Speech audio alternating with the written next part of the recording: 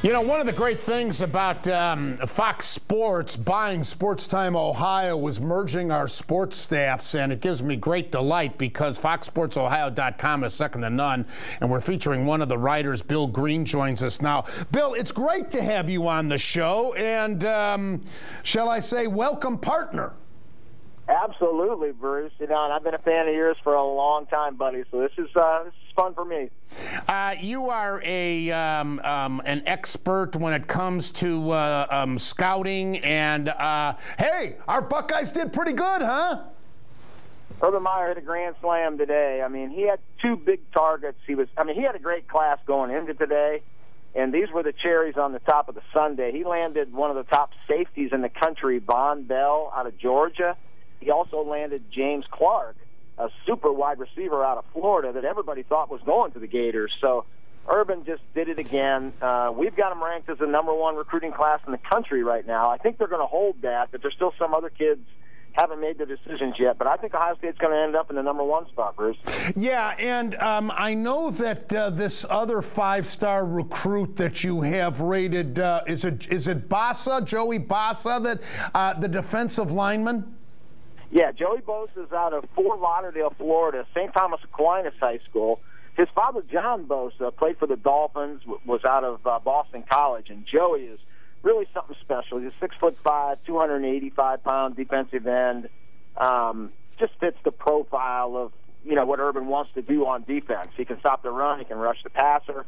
Played in high-level competition. St. Thomas Aquinas down there is as good as it gets right. In terms of competition. Interestingly, his mother is an Ohio State grad. His uncle is Eric Kumaro, played for the Buckeyes back in the 80s. I don't know if you remember Eric. Sure.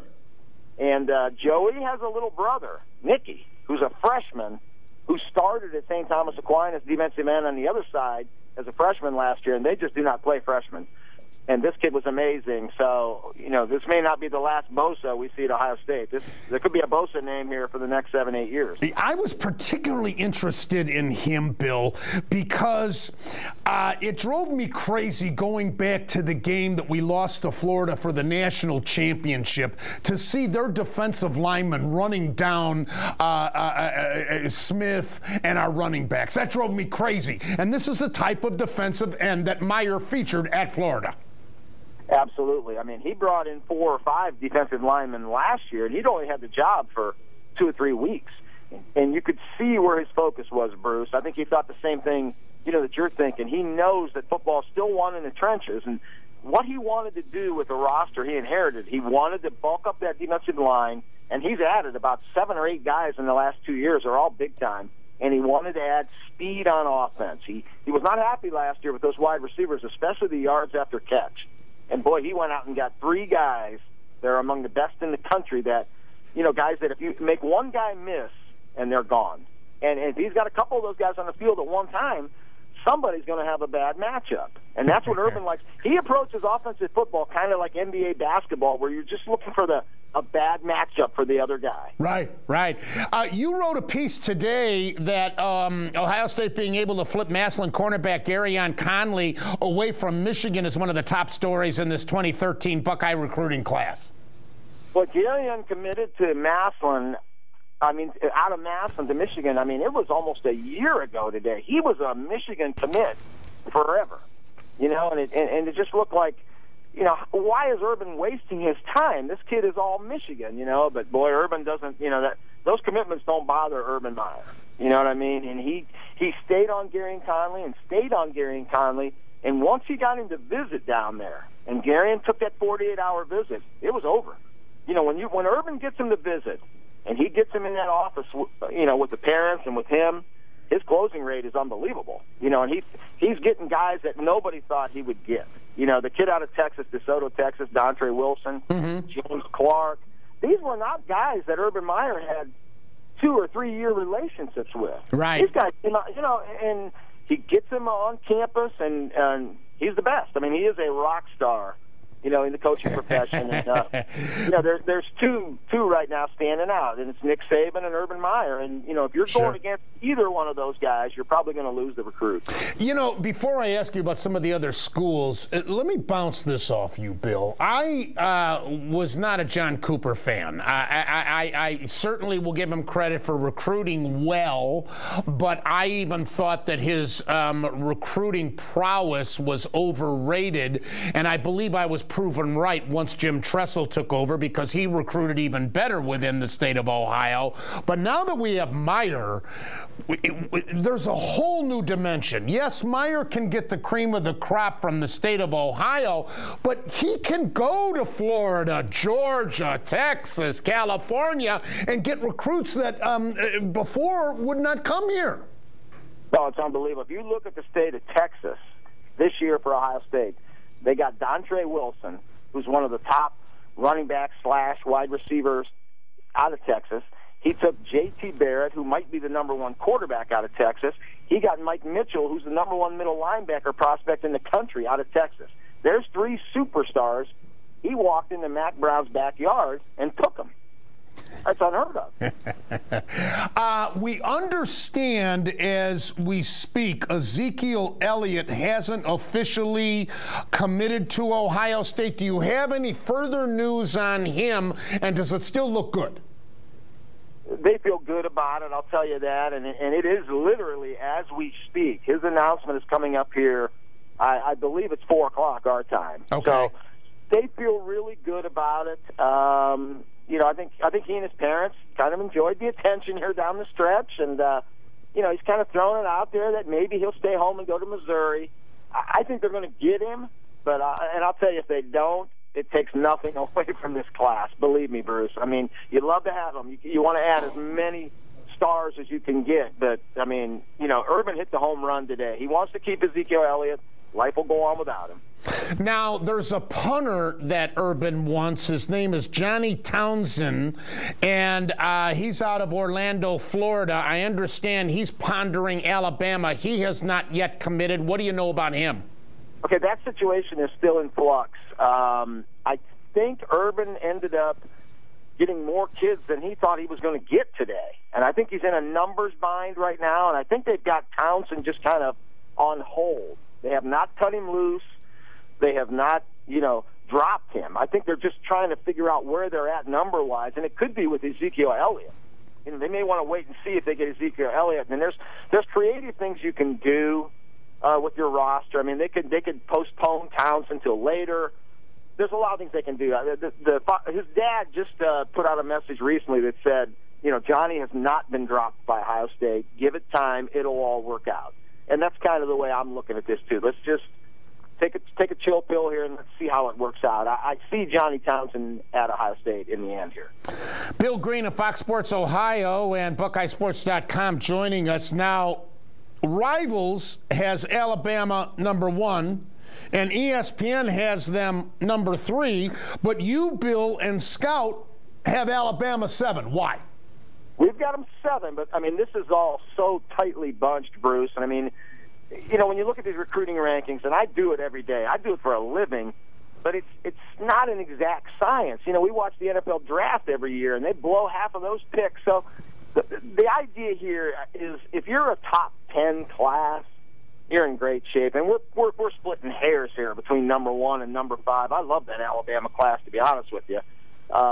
They got some impact players, some difference makers. So, as long as you can be in that top 10 every year in recruiting, there's a reason that top 10 usually looks like Ohio State, Alabama, Florida, Georgia, and at the end of the year, those same teams are ranked in the USA Today top 20. There's a reason we have Baylor and Vanderbilt and schools like that, in the bottom 40 of recruiting, because that's usually where they end up. Right. Right. But the split hairs between #1 and #4 and #2, I mean, if you're in that top 10, you added difference makers. What stood out to me when I saw your rankings is how high you've got UCLA and Mississippi. Mississippi had an unbelievable recruiting year this year. And, naturally, because they're from the SEC and they're an up-and-comer, the questions are starting to arise. But I'll tell you what, I've met Hugh Freeze before. He is so personable. He's just a heck of a guy. And I don't know if it's, sour grapes from the rest of the SEC that he knocked around this time, but he signed kids today that are unbelievable. He signed 5-star recruits, and he took them from Alabama, he took them from Florida, he took them from Georgia. He went head-to-head with the big boys, and he beat them. Bill, let me get back to Ohio State, and not really a lot of offensive linemen. How's the depth chart there?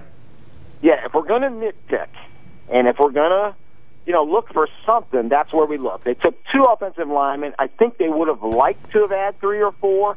Now, next year, it's no problem. You got 4 starters coming back. You've got some highly rated kids to step in. I expect in the 2014 class, we're going to see Urban Meyer target 4 to 5 guys. He's got 1 commitment already. He's got another kid that I think is going to commit here any day, and Kyle Trout out of Lancaster. They're both offensive linemen. So you can see where Urban's, you can see where he's headed. Bruce, there's no perfect rosters in college football. Maybe Alabama. You win 3 out of 4, you're doing something right. But Urban knows what he needs, and when he targets an area, whether it's that D-line you spoke about, whether it's the speed he wanted in this class, he's going to target offensive line next year. And when we talk next year, we're going to be raving about the offensive linemen. I can almost guarantee you that, Bruce. Bill, in the second, he concentrated heavily on the secondary, and there's so many fine talents. Does that lead you to believe we're going to get some red shirts out of this group? Urban does not like to redshirt kids. He doesn't like to. I mean, if you have a chance to contribute on special teams, or if you're in the 2 deep, you're going to play. And he's famous for telling his team, you better get better today, because I got my coaches out there looking for better players than what I got in this room. And he means it. So he plays freshmen at an unbelievable rate. His statement is that we do not redshirt at Ohio State. The only way you get redshirted is if you're 3rd or 4th string. It pains me to ask you this before I let you slide, Bill, but you do have Michigan rated number 2. Yeah, and they held the 1 spot forever. And Urban came in and took it from them here the last day. Their class is a good one, Bruce, and there's just no way to go against it. I mean, my job is to be objective here, and I love what they've done. And people probably don't want to hear it in Ohio, and they don't want to hear it in Michigan either. But what Brady Hoke is doing, he is following the Jim Tressel playbook to a T. He has built that offensive line. He has taken 8 or 9 guys in the past 2 years on the O-line that are all big-time players. He took 2 power backs in this class. You can see what he wants to do. He wants to run the football. He wants to play great defense. He wants to be strong on special teams, and he is concentrated in the Midwest heavily. He did a great job in Ohio this year. So to me, he's following the Jim Tressel playbook, and he's going to look to win those games, 23-17, and play physical power football, where Urban's going to look to score 70. Everybody knows, Bill, Florida, and no set ranking, but Florida, Texas, California, Ohio, as far as Division I recruits, the most enriched states. Is Pennsylvania still in that group, or are they in the next level below? No, they're in the next level, Bruce, and they have slipped considerably in the past decade. Right now, you'll see today in Ohio, I would guess off the top of my head, we're going to see 160 Ohioans sign Division I offers. Pennsylvania will have less than 90, and that's a gap, and that's a huge gap. Mm-hmm. So, no, they're not where they used to be. States like Georgia and Mississippi have gone by them. How about Alabama? Awesome state, unbelievable state. I cover the Under Armour All-American game every year down in Orlando, and invariably you'll see some kid come out the first day, and he looks like an NFL player, and you'll say, who is that guy? Well, right. That's Reggie Ragland. He's committed to Alabama, and you just say, yep, no doubt there. Uh-huh. They really do produce tremendous amount of talent. So would you say, Bill, that Georgia and Alabama now should be included with the aforementioned group of 4? Yes. Now California, Florida, Texas, there's a gap then back to Ohio State. You know, those guys, you're looking at 350 to 400 Division I players in those states. So there's a gap back to Ohio. But when you look at per capita population, right, what Ohio does is unbelievable. Right. But you would have Alabama and Georgia up, and Mississippi up, Pennsylvania down. Yeah, because we see all different portions of the country coming in here to the Buckeye State and taking our kids here, there, and everywhere. Oh, absolutely. And like I say, if a state this size has 160 D1 kids, well, not only are you playing good football, but you've got great coaching, too. And that's the one thing I will stress to anyone in America, any of my, guys I work with. And invariably, when they watch film of Ohio kids, that's the first thing they say. Wow, that's a well-coached team. Mm-hmm. Wow, that kid's been well-coached. So, that's the one thing we have. And if you look around, there's a reason that the Stoopses and Nick Saban and where did Urban Meyer go to college? These guys are all Ohio guys. Bill Greene of FoxSportsOhio.com. Check out his work, and what a delight to have you on. It won't be the last time, I assure you of that, partner. All right, Bruce, anytime. Like I said, I've been a big fan of yours for a lot of years, and you do a great job. Appreciate it, Bill. Talk to you soon, pal. Okay, Bruce. All right, Bill Greene of FoxSportsOhio.com. Check him out. It is Letter of Intent Day.